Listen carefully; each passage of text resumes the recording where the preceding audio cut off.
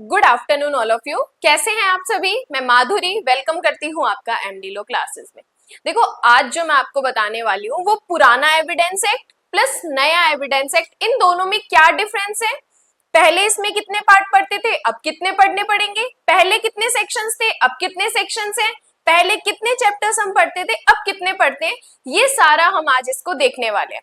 इससे पहले जो पुराना एविडेंस एक्ट है 1872 का, वो मैंने आपको पूरा यूट्यूब पे पढ़ा रखा है। सेक्शन 1 से लेके लास्ट तक मैंने आपको पूरा एविडेंस एक्ट पढ़ा रखा है। आपने अभी तक नहीं देखा तो आप एमडी लो क्लासेस की प्लेलिस्ट में जाके एविडेंस एक्ट की सारी वीडियोस देख सकते हैं। आइए स्टार्ट करते हैं एविडेंस एक्ट के बारे में। देखो, सबसे पहले जब हम बात करते हैं एविडेंस एक्ट 1872 की, तब हम इसमें टोटल पढ़ते थे 3 पार्ट। जब हम 1872 का एविडेंस एक्ट पढ़ते थे तब हम उसमें पढ़ते थे 3 पार्ट। अब जो हम बीएसए भारतीय साक्ष्य अधिनियम 2023 का पढ़ना है, तब हम उसमें पढ़ेंगे 4 पार्ट। उसमें 3 पार्ट पढ़ते थे, इसमें 4 पार्ट पढ़ते हैं। देखो, मैं आपको क्लियर बता दूं, कुछ भी मेजर डिफरेंसेस नहीं है। आप बिल्कुल भी परेशान मत होइए कि मैडम हमें पहला एविडेंस एक्ट बहुत अच्छे से याद था, अब हमें फिर से करना पड़ेगा। मैं मानती हूँ कि मेहनत लगेगी, लेकिन उतनी ज्यादा नहीं कि आपको जीरो से स्टार्ट करना है। नहीं, देखो, सारे सेक्शंस वही हैं, कंसेप्ट वही है, सिर्फ चेंजेस क्या किए गए हैं, कुछ एक बातें ऐड की गई है, ओनली कुछ बातें, और सेक्शन का जो नंबर्स है उनको ऊपर नीचे कर दिया है, तो ज्यादा परेशान नहीं होना। देखिए, तो क्या कहा मैंने, 1872 में हम पढ़ते थे 3 पार्ट और 2023 में हम पढ़ते हैं 4 पार्ट। जब हम ये पार्ट 3 पढ़ते थे तो पहला पार्ट होता था तथ्यों की सुसंगति, जबकि अगर मैं इसमें बात करूं तो हमारा पार्ट 1 है प्रिलिमिनरी। वहां पे हम पढ़ते थे पार्ट 1 तथ्यों की सुसंगति, यहाँ पढ़ते हैं हम पार्ट 1 प्रीलिमिनरी।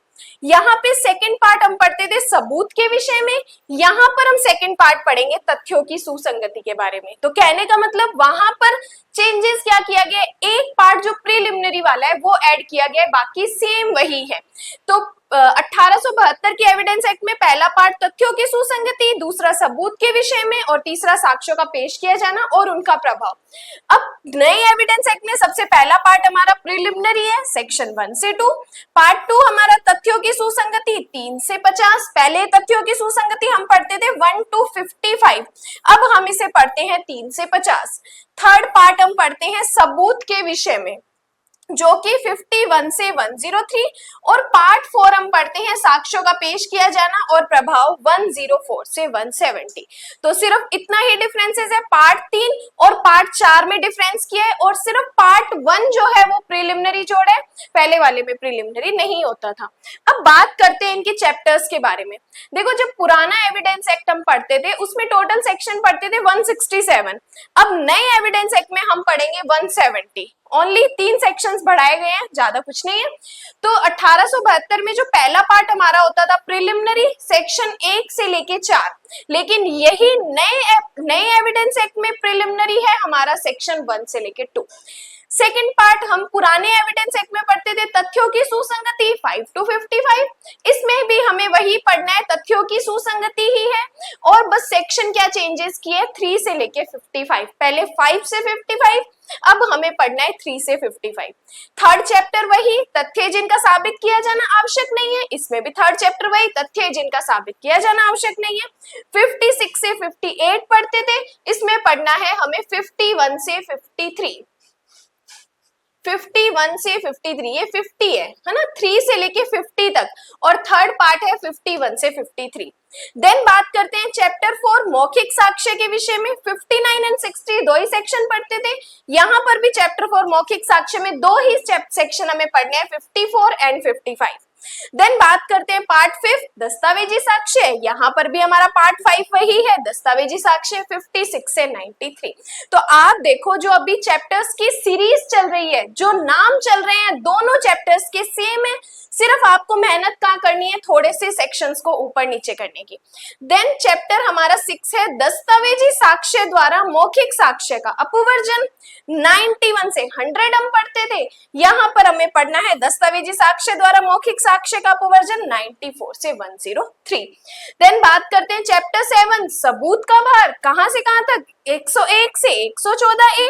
यहाँ पर हमें सबूत के भार के विषय में पढ़ना है 104 से 120, बस इतना ही डिफरेंस। पार्ट वही, पहले भी 7वां चैप्टर सबूत का भार, इसमें भी 7वां चैप्टर सबूत का भार। देन बात करते हैं पार्ट 8 के बारे में। देखो पार्ट 8 क्या कहता है, एस्टॉपल। पहले वाले एविडेंस एक्ट में भी एस्टॉपल, इस वाले एविडेंस एक्ट में भी हम पढ़ते हैं एस्टॉपल 121 से 123, और इसमें हम पढ़ते थे 115 से 117। क्या सेक्शन याद रखना है, 121 से लेके 123। देन बात करते हैं चैप्टर 9 और चैप्टर 10, दोनों हमारे इंपॉर्टेंट होते थे। स्टूडेंट कंफ्यूज होते थे कि मैडम हम इन चैप्टर्स को ऊपर नीचे कर देते हैं, तब भी मैंने आपको ट्रिक बताई थी कि पहले हम साक्ष्यों के बारे में बताते हैं, देन हम उनकी एग्जामिनेशन करते हैं। तो पार्ट 9 हमारा साक्ष्यों के विषय में 118 से 134, अब इसमें भी हमारा पार्ट 9 है साक्ष्यों के विषय में 124 से 139। देन बात करते हैं पार्ट 10 साक्ष्यों की परीक्षा के विषय में, इसमें भी पार्ट 10 हमारा साक्ष्यों की परीक्षा 140 से 168 तक। देन बात करते हैं पार्ट 11 साक्ष्य के अनुचित ग्रहण और अग्रहण के विषय में 167, इसमें भी पार्ट 11 हमारा है साक्ष्य के अनुचित ग्रहण और अग्रहण के विषय में 169। बस एक चैप्टर एक्स्ट्रा जोड़ दिया, चैप्टर नंबर 12, कौन सा है, रिपील और सेविंग्स। जो कौन से एक्ट को रिपील किया गया, इसी एक्ट को रिपील किया 1872, और सेविंग्स हमें बता रखी है कि ये एविडेंस एक्ट कहां कहां अपना इफेक्ट नहीं डालेगा, कौन सा सेक्शन 170। तो बस यही डिफरेंस, पहले हम 167 सेक्शन पढ़ते थे, अब हमें पढ़ने हैं 170। कोई मेजर डिफरेंस नहीं, वही सारे कंसेप्ट, कुछ एक चीजें ऐड की गई है, बस चैप्टर्स भी सेम वही है। लास्ट वाला चैप्टर जो रिपील और सेविंग्स है, इसको लास्ट में ऐड कर दिया। टोटल सेक्शन 170, इसमें पढ़ते थे 167। तो ये था थोड़ा सा आपको बताने के लिए कि क्या डिफरेंस किया गया है एविडेंस एक्ट में और क्या पार्ट्स में चेंजेस किए गए। अगर आप चाहते हैं कि मैं पूरा एविडेंस जो नया वाला है फिर से आपको यूट्यूब पे पढ़ाऊं, तो इस एक वीडियो का टारगेट रखते हैं कि इस पे 100 लाइक आप कर दीजिए, देन पूरा एविडेंस एक्ट जैसे मैंने पहले पढ़ाया था, नया एविडेंस एक्ट भी पूरा आपको यूट्यूब पे पढ़ाऊंगी। वीडियो अच्छी लगी हो तो अपने फ्रेंड्स के साथ शेयर करो, और बिल्कुल भी टेंशन लेने की जरूरत नहीं है। Thank you so much.